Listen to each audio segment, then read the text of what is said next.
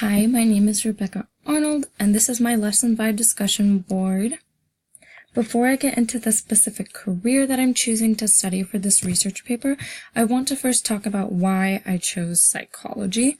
I first kind of started to get interested in psychology when I found out at about 14 or 15 that my grandmother, who'd passed away when I was a pretty young kid, had schizophrenia and bipolar disorder, and then I found out that quite a few members on my dad's side of the family suffered from some pretty severe mental disorders, and I had read a book that was purely fiction and had a few mentions of schizophrenia in it prior to learning this information about my grandmother, so I'd already had a very minuscule idea on what the disorder was, and I wanted to learn more about it since it was or is part of my family's history and very well could be a part of future kids' struggles, future grandkids' struggles, cousins, etc. And so I went on the internet and I started to study schizophrenia because, the internet is obviously the most reliable source. Shout out to WebMD. And I just found it so interesting.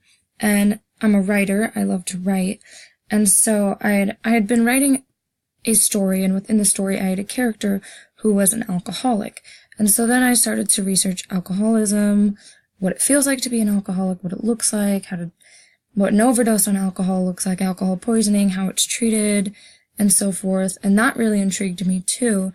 And so then over the course of a couple months of a summer, I found that I would, when I couldn't sleep, go on my phone and I would research these different disorders or addictions and just things in general that I incorporated into writing, but it was more because I just found it interesting, but it also made my writing, I think, better, and because even when I had characters who didn't have disorders, I just had a better understanding of how certain brains work and how certain brains don't work.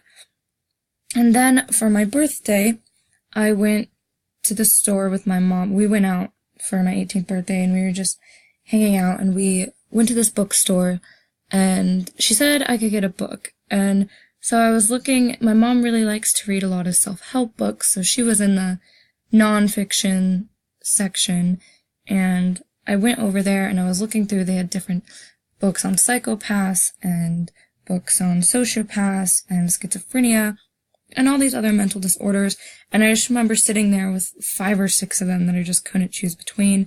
Eventually I did pick one. It's a very interesting book on psychopaths, and I really enjoyed reading that.